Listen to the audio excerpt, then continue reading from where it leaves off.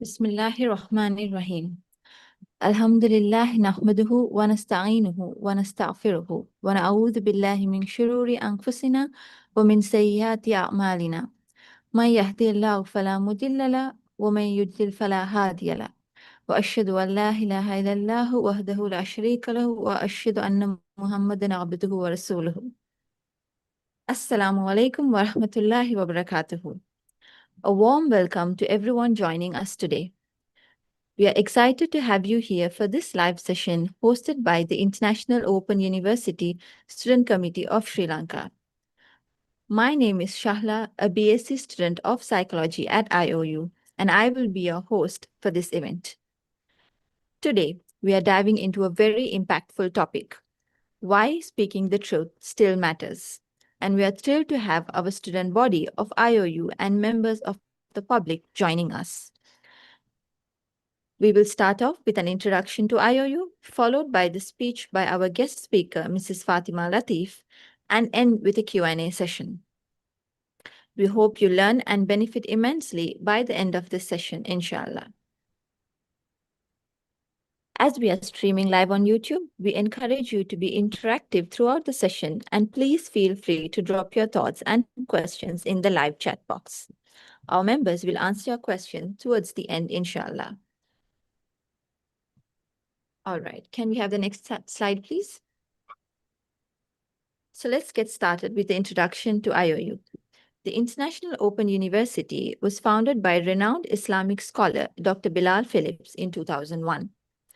IOU provides accredited undergraduate and postgraduate certificates, diplomas, and degrees in Islamic studies, Arabic, and modern subjects like psychology, economics, business, and education in an Islamic lens. So, why you should choose IOU? Let's look at some of the key advantages. IOU's online e-learning platform makes knowledge accessible at every corner of the world. So you get to study at your own pace and at your own study time, which makes it very convenient for busy moms and sisters with other commitments. You can pursue your degree for up to 4 to 8 years.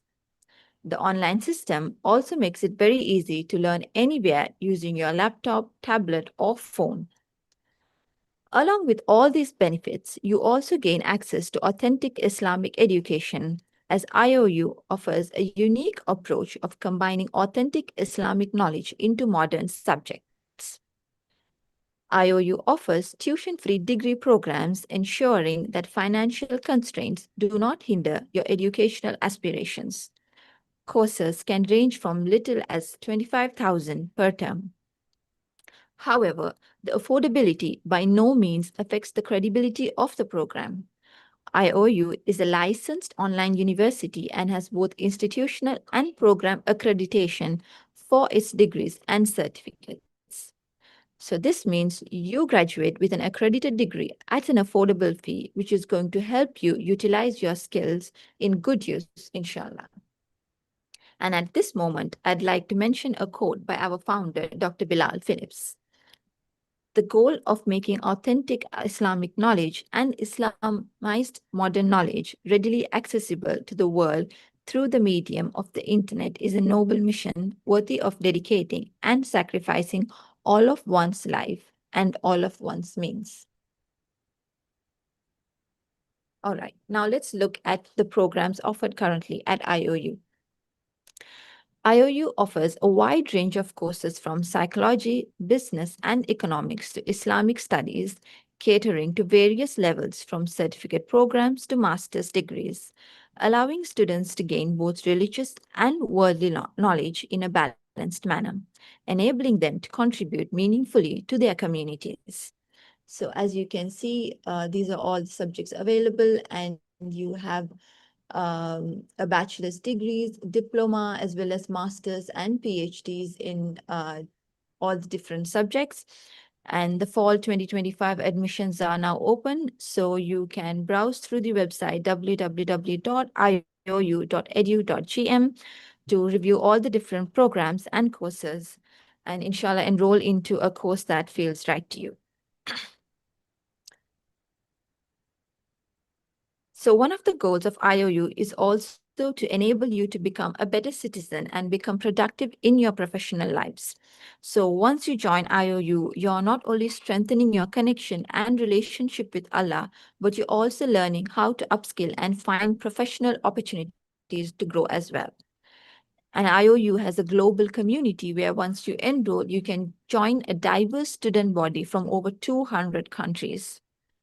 So, what a better opportunity than this to be learning from highly reputed scholars and at the comfort of your home and at an affordable price, which helps you to grow spiritually as well as professionally. So, I hope everything was clear. And if you still have any questions about IOU, you can send your questions in the YouTube live chat and we will answer them towards the end.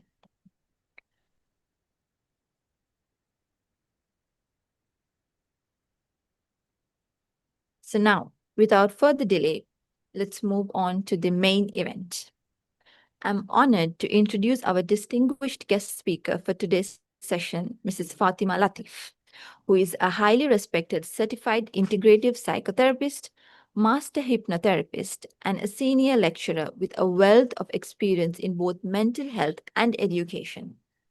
She has worked extensively in the fields of psychotherapy, hypnotherapy, and student counseling, making her a sought out expert in these areas. In addition to her counseling work, she has years of experience as a senior lecturer, particularly in the fields of AMI and TEFL. Mrs. Fatima's unique blend of psychological expertise and educational insight makes her a remarkable speaker on today's topic, why speaking the truth still matters. It's a privilege to have her with us today, and I'm confident that her lecture will provide us with profound insights. Sister Fatima, the floor is yours now. Thank you. Assalamu alaikum wa rahmatullahi wa barakatuhu. And a very good evening to everyone. It's a privilege for me to join with the International Open University once again. And thank you very much, the team, the committee, for inviting me again. And today's topic, why speaking the truth still matters today. Yeah. So you see, especially, let's say the Muslims. Nowadays, we all have this a special slogan. This is Ahar Zaman. So you see, the end of the times. So that we have got so many. We don't talk about positive things, but of course we talk about the negative things. With all the negative things, even this topic, why people don't speak the truth nowadays, it's people lie a lot, so the society lies, all this talks about this society. So you see, when we talk about the society all the time, I get confused about it, to be honest. Where is this so-called society? Where does it exist? See, when we say society, we all forget that I am a part of the society. So when we blame the society for whatever, anything, maybe it can be about drugs, about child abusing, it can be about the standards of education or religion, or maybe the conduct, moral conducts, speaking the truth, all these things. And we say nowadays the society is such, it's so dangerous. And then we forget for a moment that we are a part of the society. So when we blame this society for these different things, I think indirectly we are blaming our own selves. Because this place called society is none other than the place where all of us live, stay, work, mingle. So when we say the society is not good nowadays, what are we telling in other words? I'm not good. So The question arises, are we ready to say, any of us, that I'm not good? Of course not. I will never say I'm not good. I would always say, I'm very good. Likewise, everybody in the society, they would like to highlight themselves as I am good. Okay, then where is this so-called the bad society, the wrong society? So you see, firstly, I think we should stop this completely to say that nowadays the society is bad. I think we should completely stop that. From day one of the world up to now and the future, I think we human beings are living in it. So any moment, any time, any era, if we call it's not good, it means we people, we are forgetting that. If we say nowadays it's not good, it's us. Maybe in future, if we are not living anymore, and then they say that time is not good, that means they are not good. If you talk about the past and we say the past was not good, then again our ancestors were not good. So you see, this is something, I think that something very easily that we learn to blame another person for every little thing. For example, we can get a thought, why do we always blame someone else for everything? For nowadays society, for education, ruining everything, we learn to blame someone else. But why? Why do we blame someone else? I think that is because we are unable to take the responsibility and the accountability, both.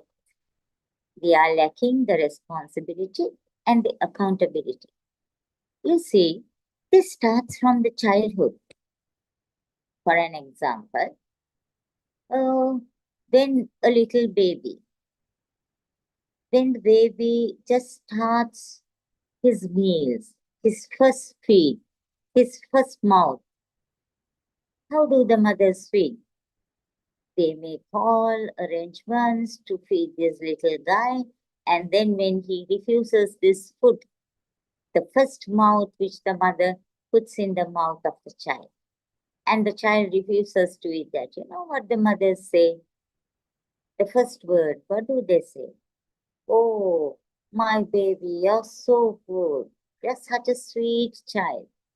You know that next door little boy, or that brother, or that little sister, or that next door child, he's so bad, he's so naughty. He doesn't eat, he troubles his mom. But you're not that. You're a sweet little boy, you're my child. Now eat this. So you see, we do something good for our children. But what do we tell the child? What are we feeding? We are feeding the child that only you are good and others are bad. This happens without our knowledge. Now this carries a long way. This thought at the childhood carries a long way. Once we turn out to be adults or we grow up, we are adults, and then we have a thought, all of us have a thought inside us, I'm good. Because we are unable to see our weaknesses or our lapses, we are unable to see, and we consider that we are good. I am good. The person called I is good, and others are not good. So you see, with this thought, the whole world functions with this thought most of the time. Wherever, if though we take schools, universities, colleges, working places, wherever, you see, we rarely see people admiring the other person for their good things, admiring for their abilities, admiring the other person and give them a credit. We rarely do that. We attend a lecture or we attend some function, wherever we attend, we happen to look into something bad there. Our eyes are trained in that way, unfortunately. So you see, why speaking the truth still matters. The most important question or this controversial topic, why is it important to speak the truth? No matter who, let it be our enemy, it doesn't matter. But speaking the truth adds to your personality, adds to your well-being, adds to your the beauty of your surrounding, beauty of your culture, beauty of your own way of life. Speaking the truth always matters. You see, I'll come with an example from the childhood. We, as all of us know, or maybe some of you know, and some of you are not aware, this time period from birth to 6 years is something very, very important. This is the foundation of a human life. In this foundation, whatever we cultivate, whatever we give, is the building of the foundation. The psychology says, after the age of 6, nothing can be added into a person. No, whatever is there in them cannot be deleted. So, we'll just see into this, how this applies to a human being and their future. See, when a child before the age of 6, we call it the absorbent mind period. During this period, generally, the children absorb. They absorb whatever they see in the environment, and then they build up their foundation. After the age of 6, the foundation is already laid. Now the building up the walls. But it depends on the foundation. So if the foundation is very strong, the walls built, that is, after the age of 6, either it is a strong wall or a weak wall. It means either a person is strong character or a weak character person. So how does this birth to 6 years time matters? As I told you, speaking the truth, this matters a lot during this age. Not only that, the moral conduct, the intellectual, emotional, all these things matters. And for example, before the age of 6, we tell these fairy stories. For example, let me tell you a story which you already know, which you have heard many times, but I'll shorten it and tell you just for you to get an example, just for you to get an understanding. Once upon a time, there was a little girl called Cinderella. This girl lived with her stepmother and her stepsisters, who were very rude. And the story goes on. And one fine day, the prince of the country needed to choose a bride for him. So the father, the king of the country, he sent message to all the houses in the country for the young girls to attend to a ball in his palace. So the Cinderella's stepsisters, they got ready with the stepmother and they went to the castle. This little girl, Cinderella, she sat in her kitchen near the hearth and she was crying because she is unable to go. So the moment a teardrop fell into this hearth, a fairy godmother appeared. She is the Cinderella's fairy godmother. She asked Cinderella, "Oh, my child, why are you crying?" So the Cinderella said, "I want to go to the ball." So the fairy godmother asked, "So why don't you go?" She said, "I have no good clothes, I have no way of going." So the fairy godmother asked Cinderella to go and bring a finest pumpkin from the garden and 6 mice and 2 garden lizards. And Cinderella ran to the garden and brought all this. The next minute, the fairy godmother touched the pumpkin with her magic wand, and it turned into be a golden red, beautiful cart. And with the same magic wand, she touched the garden lizards. One became the coach driver, the other became the football, the person who opens and closes the door of the coach. Now, the white 6 mice, when the fairy godmother touched them with the wand, they turned into beautiful white horses. Next, fairy godmother touched Cinderella, and she turned into a beautiful, pretty princess. She had a beautiful dress in her body and beautiful shoes.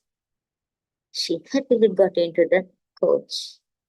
Now the fairy godmother said, "My dear girl, don't forget, before midnight, 12, you have to get back home, because by 12 o'clock, all the magic will vanish." Now, this Cinderella, she happily went to the ball, and she met the prince, and they danced till the midnight. So I'll stop the story there. Why I told you this was, see, though we are adult, we have heard this story many times. Still, I hope all of you went to an imaginary world with Cinderella, the pumpkin turning into a beautiful golden carriage, the beautiful white horses, and Cinderella become a pretty princess, and she going to the ball. So all of us imagine this, I hope. So you see, being an adult, still we go into this world of fantasy when we hear this story. Imagine a child below the age of 6. When they hear this story, they just absorb. They absorb everything into their mind. And will the pumpkin ever turn into a golden carriage? Will the mice turn into white horses? Will the garden lizards turn into a coach driver and a football? It will never happen. But these children below the age of 6, they just absorb. They are unable to, this mind is unable to analyze what is true, what is lies, what is right, what is wrong. So what happens is they just absorb, and it is laid as a foundation. Now there are two problems here. Number one is, all the life is laid as foundation in a child's mind. Now, when the child grows after the age of 6, anything related to truth, we talk to this child, we tell the child, we teach in school, nothing works. You know why?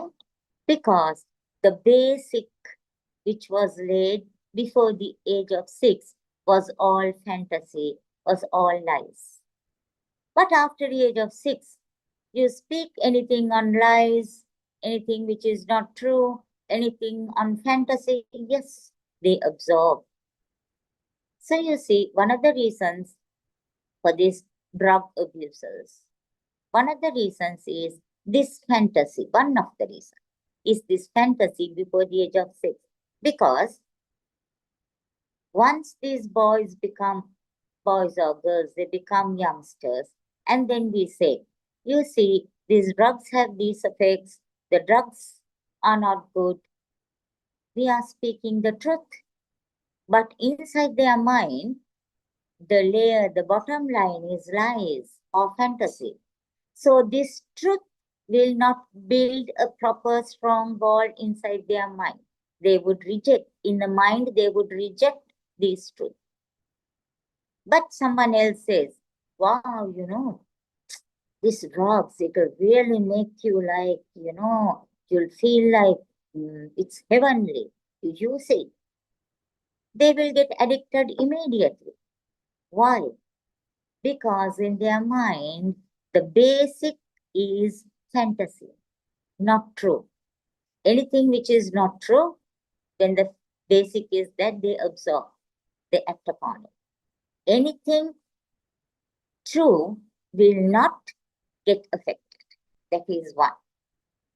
The number two is Allah subhanahu wa ta'ala had created this mind or the brain to understand the truth only. If not, Allah wouldn't have ever created the hell. Allah would have created only the heaven. Because we didn't come to this world. It was Allah who sent us to this world. Allah is the one who sent us to this world. Do you think Allah is unjust? We didn't want to come to the world. We have no power. Allah sent us to the world. And then He is creating the Jahannam or the hell, and He is going to put us there. No. It's not like that. Understand this concept very clearly. Allah created insan. Allah created hell and heaven. And Allah also created the thing called aql, the knowledge, the thinking power, the thinking ability. Allah created the hell, Allah created the heaven, and the thinking power and the ability. Now Allah says, the heaven is here, the hell is here. You go down this path, you will find the heaven. You go down this path, you will find the hell. Now Allah has created the thinking power. You are at the junction. Choice is yours. Allah is not forcing you on anything. Choice is yours. You choose in which way you want to go. Now this is where it matters. As parents or as adults, as teachers, it is our duty that under any circumstance, we never speak lies other than the truth. Especially with the small children, as I told you, before the age of 6. Speaking the truth is so very important. And we also know Rasul Sallallahu Alaihi Wasallam's hadith. Never speak lies, even for fun. Even for fun, don't speak lies. One of the reasons is the basic of the child, in the child's mind. If this lie, the thing called lie, is the foundation, everything built up on the foundation is going to be lies. If the basic of the mind is truth, everything built upon that is going to be truth. It doesn't matter. When the children are small, you speak about the heaven. It's truth. You speak about Allah. You speak about the angels. All this is haqq. You speak about the deep sea. Now the heaven we have not seen. The angels we have not seen. Allah we have not seen. The deep sea we have not seen. Still it doesn't matter because those are haqq. Those are truth. So when we speak on this, the foundation which we lay in a child's mind is true only. This is why the cartoons, the fairy tales, even the Aesop's fables. See,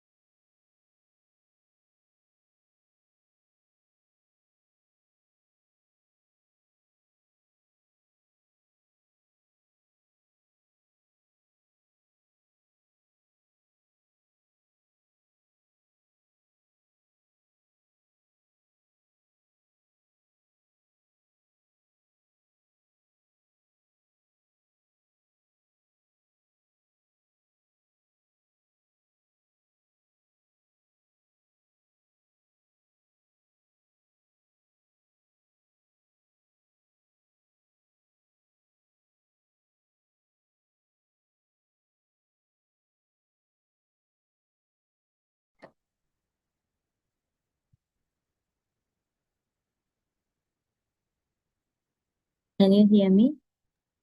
Yes, Mrs. Fatima, we can hear you. You can go ahead. Okay. So you see, this speaking the truth, when we say this, the basic in the mind, when it is the truth and the haq. And once they become adults, whatever is absorbed before the age of 6, it grows. Whatever they have absorbed, it grows. Nothing new will be added, but whatever is added starts growing. So, if the basic is upon lies, what happens? What grows is lies, not the truth.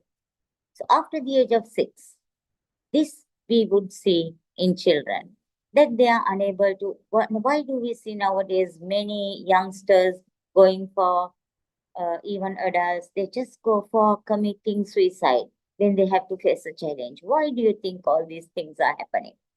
That is because they cannot accept the truth.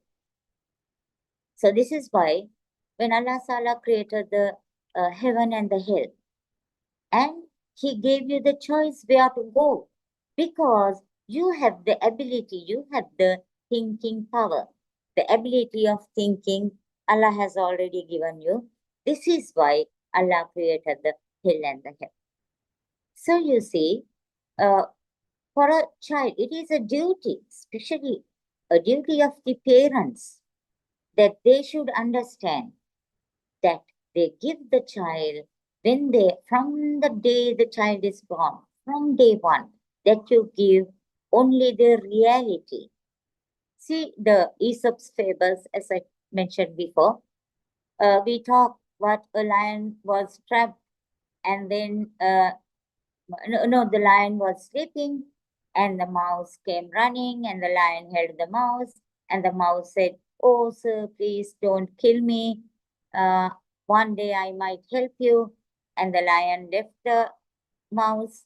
So you see here the lion is talking, the mouse is talking, which is not truth. Though we say the Aesop's fable, they give an example for life. That's one part of it. But when we talk about this with the children, the child starts imagining the mice talking, the lion talking, the animals talking, which is not the truth. So, before the age of 6, the child has no ability to uh, choose what is right, what is wrong, what is good, what is bad. So, it is the duty of the adults that during the absorbent mind period, that is from birth to 6 years, that we give the truth only, nothing else. Even the hadiths confirm this. What is it? The odor. When somebody speaks lies, the smell, the odor of that mouth, the angels cannot bear and they run miles away. So when our children are small, we can always guide them. Once they become adults, it is too late for us to say you have to speak the truth. Only if it was given as children that they would understand or the value of the truth. If not, they will not understand that, unfortunately. And not only that, during the absorbent mind period, now let's say, for example, we watched a Tom and Jerry cartoon. See, even we adults, we love to watch that. So, in the Tom and Jerry cartoon, for an example, Tom is the cat, Jerry is the mouse. Now, Laurie runs over Tom's body. And what happens to Tom? It becomes like a paper pasted on the road. And the moment the lorry passes away, Tom shakes its body and gets up again. So when a child is watching this, we know the information which is taken from the eyes is passed to the brain in split seconds, and it goes to needful areas either to understand or for us to work upon. Now, when the child watches this, the reality, when a lorry runs over your body, you die. A human being have to die or a damage. But what does that cartoon show? The Tom or the cat shaking its body and waking up again, which is not the truth. Now, Allah subhanahu wa ta'ala has created this brain, the mind, to understand the truth. This is why hell and heaven is created again. To understand the truth, the ability the brain and the mind has. Now, when constantly a child is seeing this type of cartoon, which is not true, now the brain is able to understand the truth, but now the brain has a confusion. What is the confusion? When a vehicle runs over your body, do you die or survive? Die or survive? Now this concept is confusing the child's brain.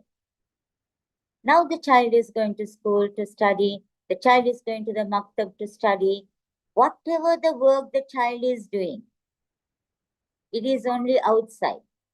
But inner part of his brain, the inner mind, the inner part is busy with something else. What is it?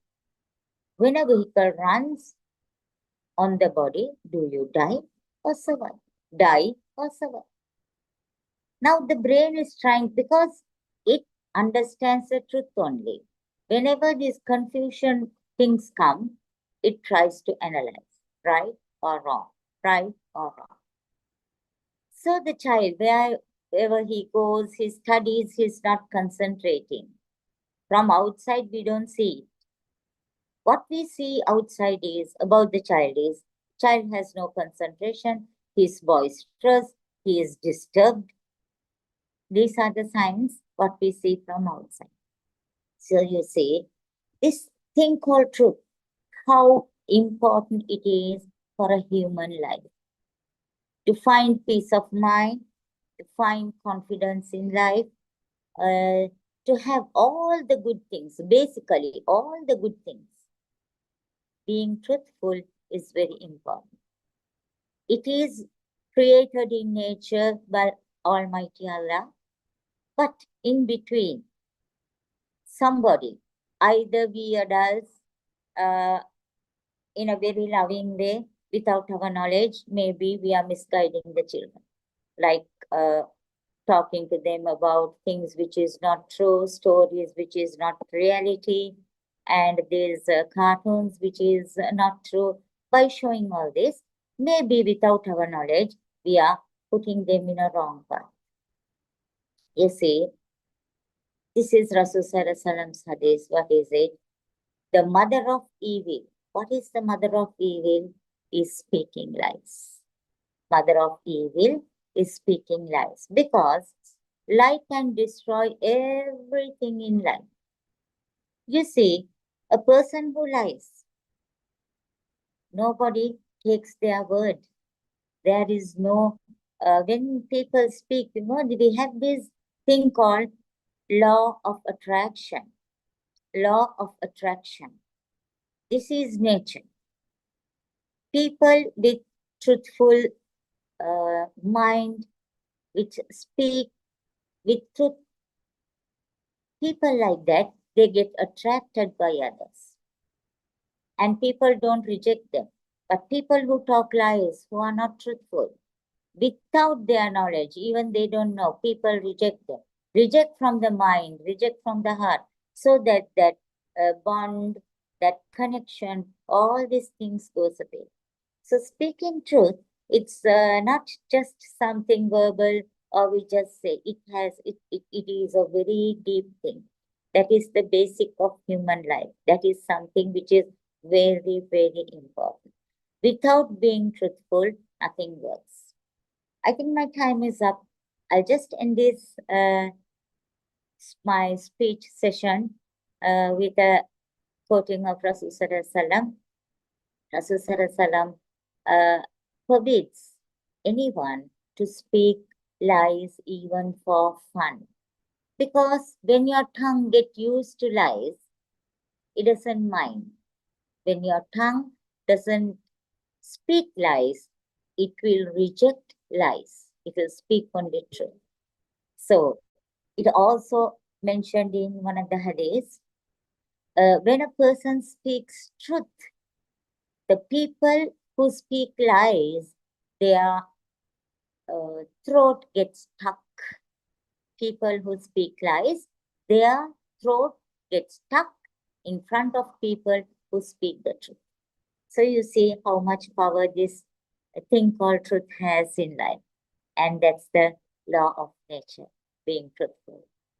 Okay, thank you so much. And then I think it's time up for our question and answer session. And from the organizing committee, I suppose you will pass the questions to me so that I can answer them, inshallah. Jazakallah, Sister Fatima, for that super insightful speech. May Allah reward you for all your efforts. We hope our audience learned a lot from you and are able to implement these lessons in their lives, inshallah. So could we take up a few questions? Yes, sure. All right. So the first question is, can being completely honest sometimes create more problems, that is social awkwardness or hurt feelings? Where should you draw the line? Yes, a very good question. You see, being truthful matters. You have to be truthful. But there is a thing called wisdom, knowledge and wisdom. Knowledge is telling us be truthful, be honest, be straight. It's very important. This is what the knowledge says. And the wisdom says think before you speak. For example, if you are to speak the truth now, and then a huge problem, you're going to create a big problem. So that's the best time for you to be quiet. But you should not talk anything lies, but be quiet. Because you know, this is not the time for you to reveal the truth. By talking the truth, there will be a huge problem. So that is wisdom. Knowledge says, speak the truth. Wisdom says, not now.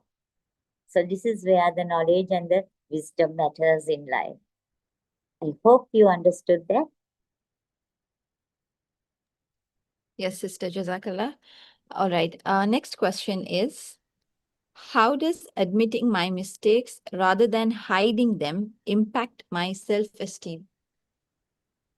Okay, admitting own mistakes. I'll tell you, each of us, every human being have got this thing called conscious.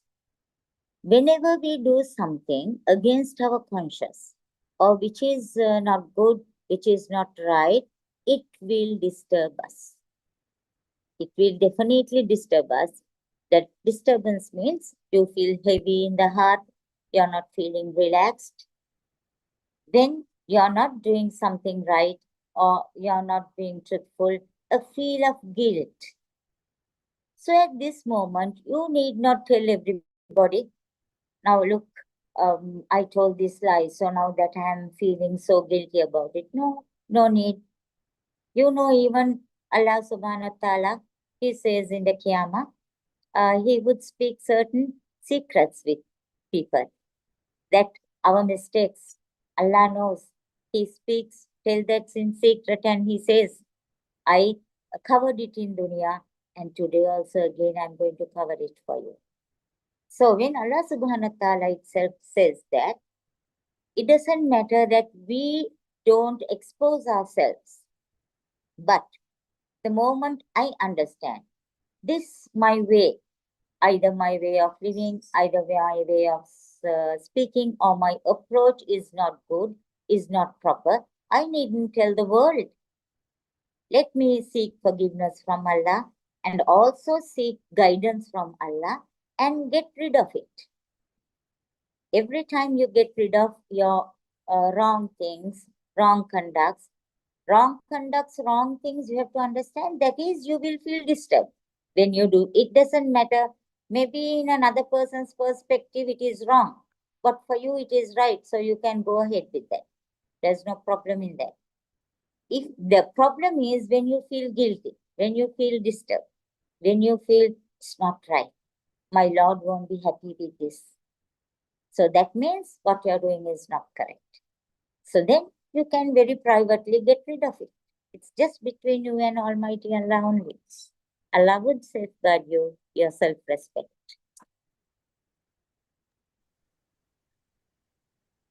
Jazakallah.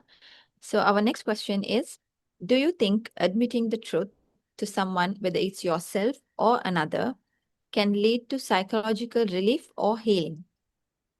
Oh yeah, of course, psychological relief and healing. You needn't admit with others if you feel it is harmful. If you feel you're going to tarnish your name, damage your image, you needn't reveal it to anyone. But admitting the truth to yourself, it is a psychological healing. It is relief. It is peace. It is rahmah, no doubt.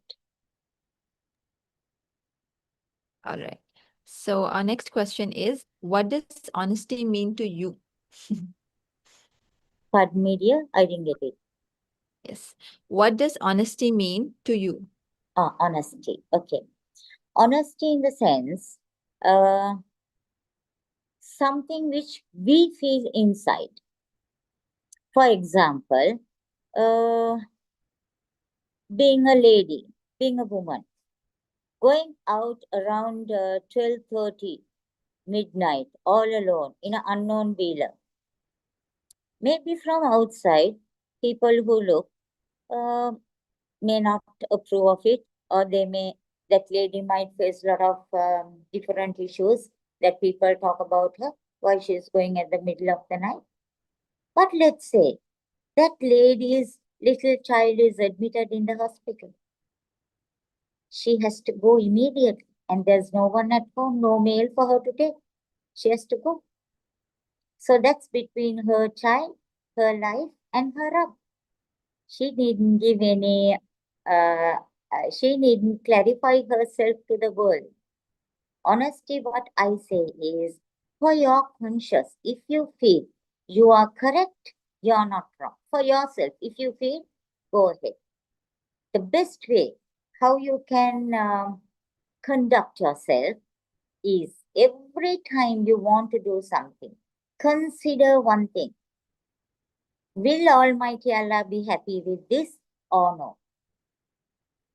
You will get the answer and you will be truthful. You will be honest. That will bring a lot of peace to you. Definitely will bring peace. All right. So our next question is, what feelings arise when you're hiding your true thoughts or emotions? How might expressing the truth change that? Yeah, it's like this. When you try to hide, there are two things. One is denying. Without accepting the truth, you try to deny. When you deny, when you have not accepted something to your mind, it will definitely disturb you. We have to always accept the truth. There's two perspectives on that. Let me say, for example, some lady's husband is a drunkard. Now she starts crying and telling everybody, See, he's drinking, I'm telling him so much not to drink, it's haram. No, no, no, no, no, no. The lady would end up with frustration. That is not the thing. First thing, what she has got to accept is, my husband is a drunkard. Accept the fact. Not to accept that he is a drunkard. Accept the fact that my husband is a drunkard. Accept that to your mind. So you have found peace with your problem. Secondly, does Islam allow this for me to live with a man like this? Am I going to live with a man like this? All the other questions comes next.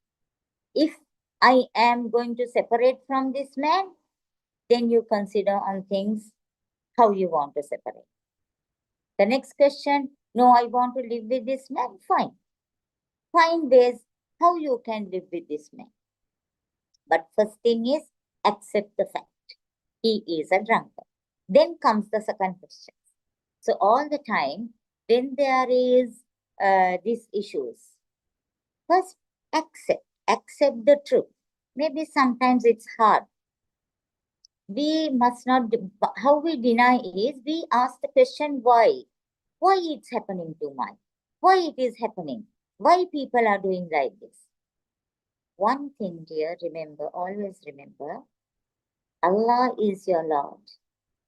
Allah is merciful. Allah is not unjust. Maybe something wrong is happening to me, and I should never question why it is happening to me. Fine, it happened. What is my part? What is my mistake in that?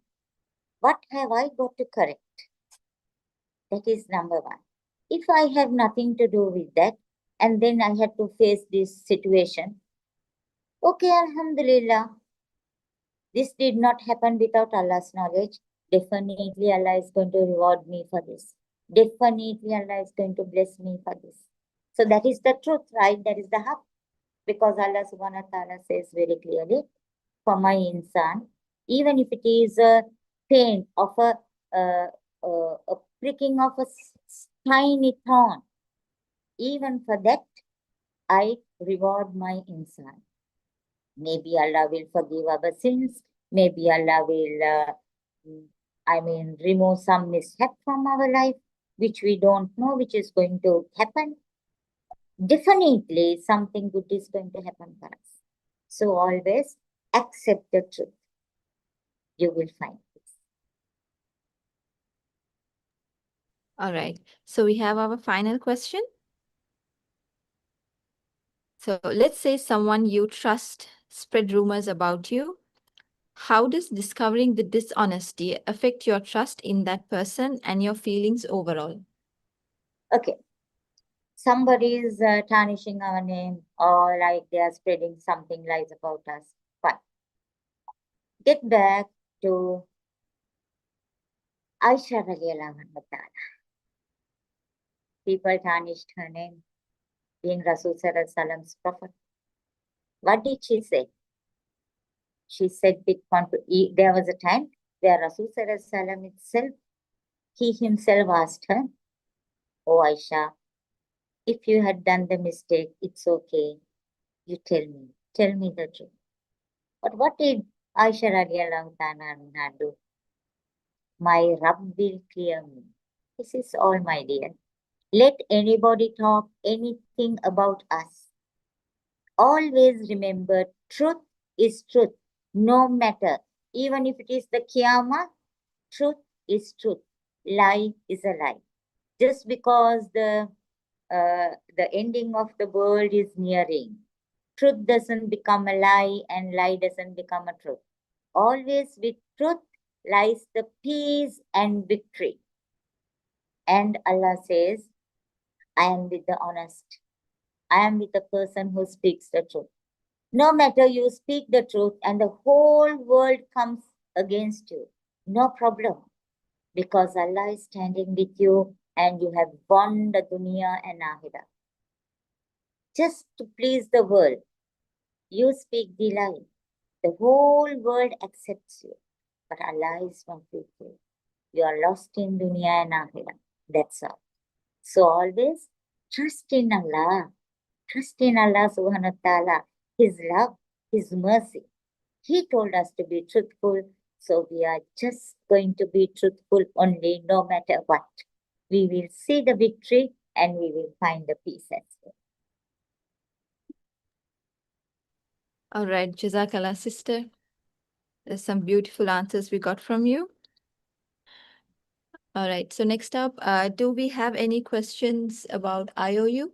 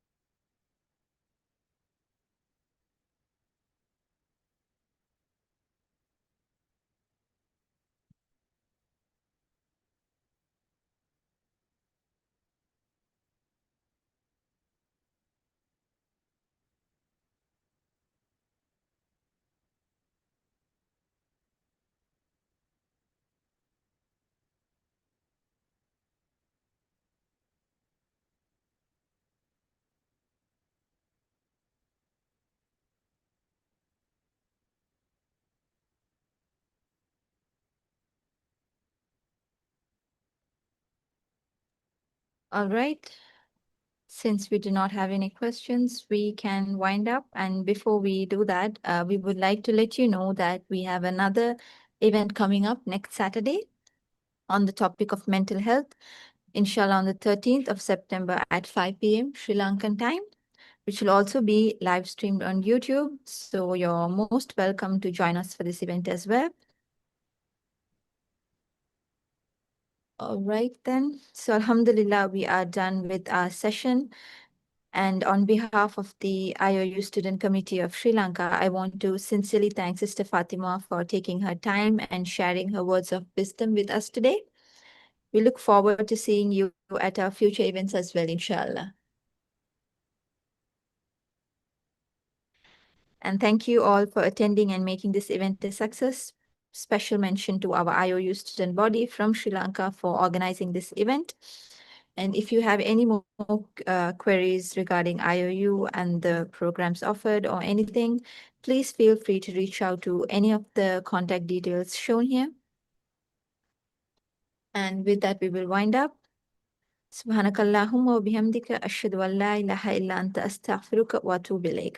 Assalamu alaikum wa rahmatullahi wa barakatuh.